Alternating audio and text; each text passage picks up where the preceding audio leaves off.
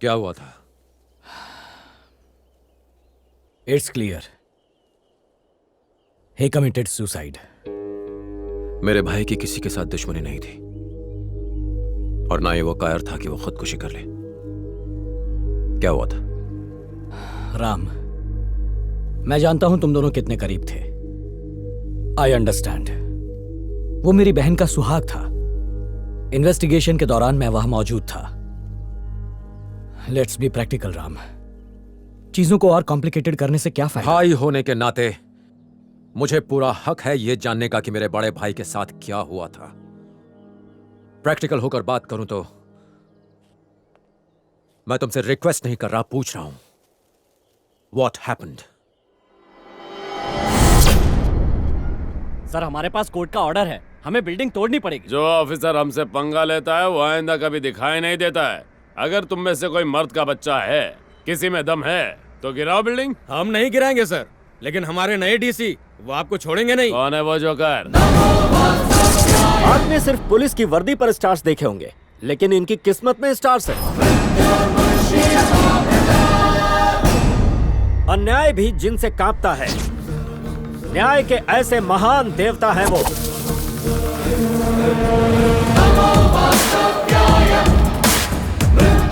कौन है बे तू?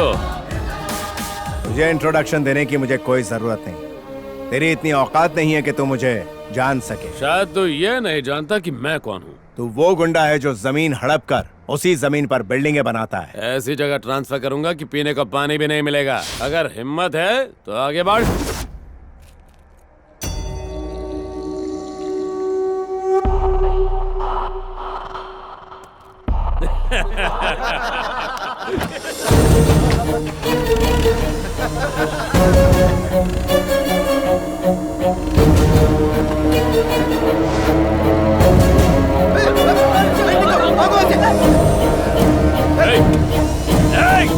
पागल हो गया क्या?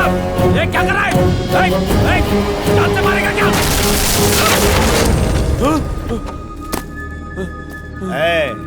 5 साल पावर में रहकर जब तुझमें इतना घमंड आ सकता है तो 158 साल पावरफुल पोस्ट में रहने वाले मुझ में कितना घमंड होगा। सुनो इंस्पेक्टर, गवर्नमेंट ऑफिसर्स की ड्यूटी में रुकावट और उन्हें धमकाने के जुर्म में इसे अंदर डालो। पागल हो गया है क्या? एक बार और सोच ले। सोचना तब पड़ता है जब गलत काम करना हो। सही काम करने के लिए सोचने की जरूरत नहीं पड़ती। मैं तुझे छोड़ूंगा नहीं। IAS ऑफिसरों कोई साधु नहीं। मुझसे पंगा लिया तो मार डालूंगा। ऑफिसर सर, बिल्डिंग डिमोलिश कर दो। Okay sir.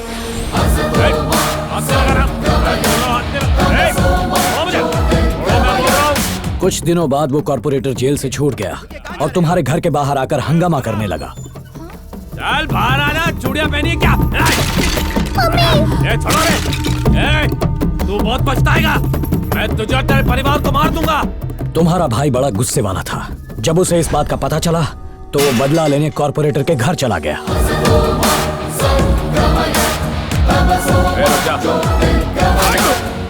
उसके सर पर खून सवार था।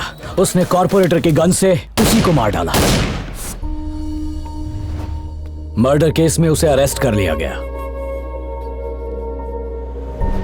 मैंने उसकी बेल करवाई और उसे घर ले आया।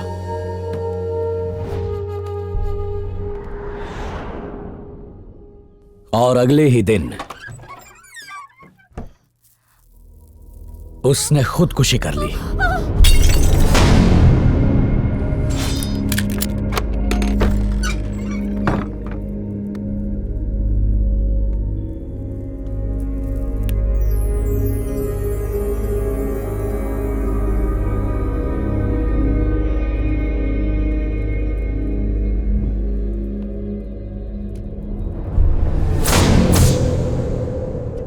Look, it's a clear case of suicide. Police investigation पूरी हो चुकी है। पोस्टमार्टम रिपोर्ट भी यही कहती है। तुम्हारा क्या कहना है? ये सुसाइड नहीं, मर्डर है।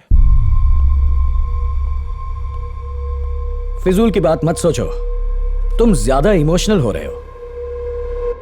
पूरा कमरा सबूतों से भरा है sir. What do you mean? Evidence number 1, भाई के पर्सनल कमरे के टेबल के बगल वाले पर्दे।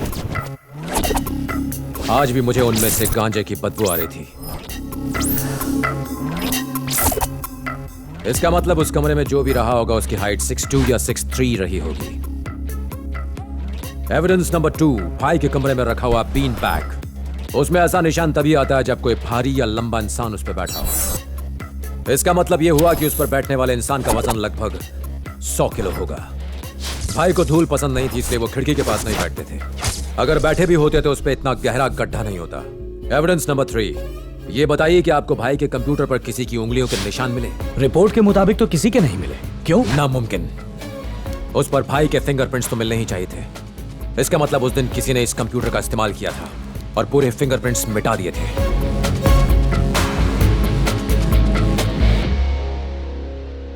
लास्ट एविडेंस है भाई के गले में लगा हुआ फंदा। आपने गांठ पर गौर किया? जिसने भी वो फंदा बांधा है वो लेफ्ट हैंडेड था, जबकि भाई राइट हैंडेड थे।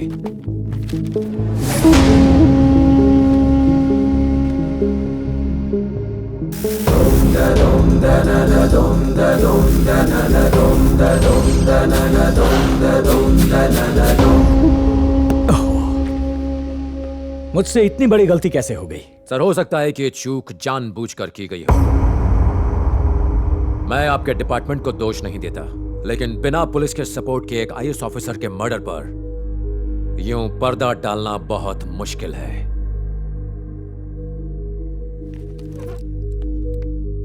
राम, इस केस को मैं पर्सनली इन्वेस्टिगेट करूंगा।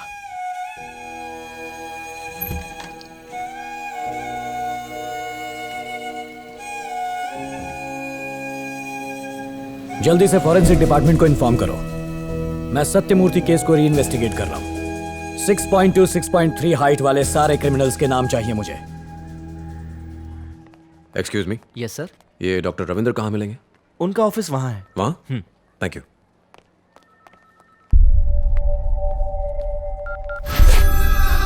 हाँ बोल। राम डॉक्टर रविंद्र से मिलने आए हैं। मुझे डॉक्टर रविंद्र से मिलना है। रविंद्र सर तो 2 दिन की छुट्टी पर है।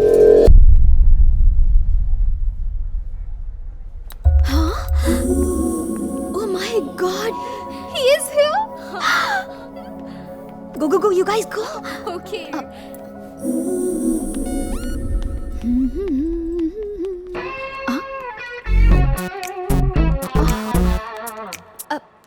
Hey, hi.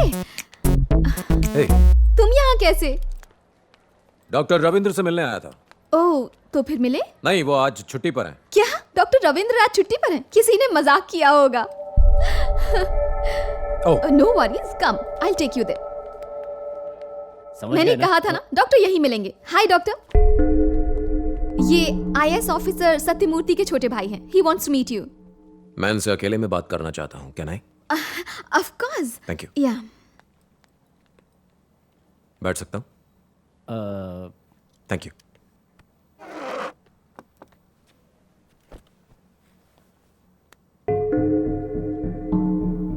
मेरे भाई आईएएस सत्यमूर्ति की पोस्टमार्टम रिपोर्ट जो आपने बनाई मैंने पढ़ी। What about it? नथिंग। अगर कोई लटक कर सुसाइड करता है तो उसके गले पर वी मार्क होता है। अगर कोई जबरदस्ती फंदा डाले तो ओ मार्क होता है। मेरे भाई के गले पर ओ मार्क था। रिपोर्ट तो सही है ना? कहना क्या चाहते हो? कोई कुछ भी कहेगा और मैं रिपोर्ट बदल दूंगा। मैंने ये कब कहा? ये तुम खुद कह रहे हो। देखो, तुम आर्मी ऑफिसर हो तो अपना दिमाग बॉर्डर पर लगाओ। मुझे यहाँ भाषण देने की कोई जरूरत नहीं है। सुनो, पोस्टमार्टम होने के बाद ही ये रिपोर्ट बनाई गई है। अगर तुम्हें कोई प्रॉब्लम लग रही है तो जाके पुलिस में रिपोर्ट करो। मेरे पास तुम्हारी बकवास के लिए टाइम नहीं है। अब तुम जा सकते हो।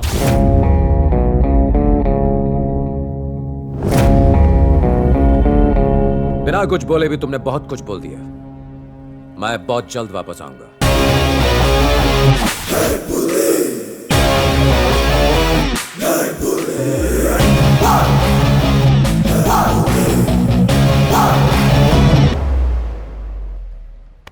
कबूतर उड़ गया। तुम कहाँ उड़ रही हो? बात हो गई? हाँ। दाल में कुछ तो काला है बॉस। 1947 का डायलॉग मारना बंद कर। लगा था ये दोस्ती बॉर्डर पे ही शहीद हो जाएगी, बट इसकी डेयरिंग तो देखिए बॉस, ये हॉस्पिटल तक आ गया। तो कितना नेगेटिव सोचता है यार। ये हॉस्पिटल है, उसका पेट खराब होगा इसलिए आया होगा। किस्मत भी आपका किस्मत से साथ नहीं दे रही है। अरे वो तो दिखने में सुपरमैन जैसा है और आप हो कि उसको पेशेंट बोल रहे हो। Can I have your number? Boss उसका नंबर ले रही है। मैं फोन यूज नहीं करता, sorry. Your home address, residence number, anything? घर शिफ्ट करने वाला हूँ। आप एक नंबर के भोले भंडारी हो। सबसे पहले शुरुआत होगी चैटिंग से, चैटिंग के बाद फिर मीटिंग होगी और मीटिंग के बाद शॉपिंग होगी, फिर वो उसको घर लेने और छोड़ने आएगा और उसके बाद शादी की बात चलेगी और फिर अब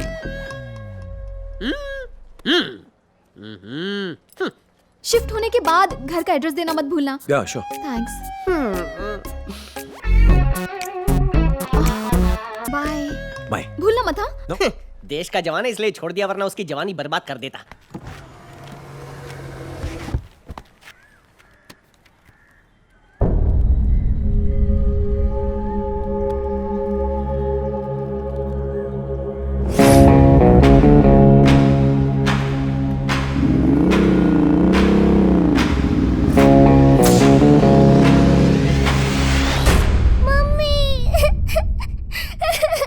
क्या हुआ बेटा? रो क्यों रही हो? पापा अच्छे नहीं थे। ये किसने कहा? मेरे फ्रेंड्स बोल रहे हैं। रितु, आओ। कम, बैठो, कम। पापा को सबसे ज्यादा कौन जानता है? मैं जानती हूँ। है ना? और तुम्हारी माँ? उन्हें नहीं पता। नहीं पता? मैं। मुझसे ज्यादा आप भी नहीं जानते। तुमसे ज्यादा नहीं जानता? अच्छा, तुम्हारे पापा के बारे में कुछ पूछूं? क्या वो बुरे आदमी थे? नहीं। नहीं ना? तो फिर चिंता क्यों करती हो? हाँ? चिंता मत करो। तुम्हारे पापा हमेशा सच के लिए लड़ते थे, डिशुम डिशुम करके जरूरतमंदों की मदद करते थे। तुम्हारे पापा एक अच्छे इंसान थे। मतलब सुपरमैन की तरह? Super human. पापा के बारे में कोई कुछ भी कहे मत सुनना। भाभी, मैं समझ सकता हूं कि आप पर क्या बीत रही है, मगर प्लीज बताइए, क्या भैया किसी चीज को लेकर परेशान थे? प्लीज सोचकर बताइए। क्या वो किसी के दबाव में थे या फिर कोई चीज उन्हें परेशान कर रही थी? मुझे सिर्फ ड्राइवर की बेटी के बारे में पता है। नमस्ते मैडम। नमस्ते। सॉरी, बच्ची को हॉस्पिटल लेकर गया था इसलिए देर हो गई। तुम बिल्कुल सही टाइम पर आए हो शंकर, है ना? थोड़ा और लेट आता तो मजा आता है। हाँ, आप बातें कीजिए, मैं कॉफी ले आती हूँ। आजा बेटी, आजा मेरे पास। जाओ जाओ बेटा। सुना तुम हॉस्पिटल गई थी? कल रात से मेरी तबीयत ठीक नहीं है अंकल। इसे बुखार था लेकिन अब ठीक है। यहाँ वहाँ क्या देख रही हो? हमारा घर इतना छोटा और आपका घर इतना बड़ा क्यों है अंकल? चुप कर। सर ऑफिसर है और तुम्हारे पापा ड्राइवर, इसलिए समझी? अरे तुम इसे डांट क्यों रहे हो? तुम्हें भी बड़ा घर चाहिए? क्यों चाहिए? हमारा घर इतना छोटा है जिसमें सिर्फ मैं, पापा और मम्मी रह सकते हैं। जब भी मेरे दोस्त बर्थडे पर मेरे घर आते हैं तो उनके लिए जगह ही नहीं होती। अगर तुम पढ़ाई करोगी और मेरी तरह ऑफिसर बनोगी तो तुम्हें इससे भी बड़ा घर मिलेगा। सच्ची मुझे? अच्छा ये बताओ बेटा, तुम पढ़ना चाहती हो? Very good. पापा पापा, सुना आपने अंकल ने क्या कहा? अगर मैं भी पढ़ाई करके ऑफिसर बनूंगी तो हमें भी इससे बड़ा घर मिलेगा और फिर आपका बर्थडे, मेरा बर्थडे और मम्मी का बर्थडे हम अपने घर में ही मनाएंगे, है ना पापा? हाँ हाँ मेरी बच्ची।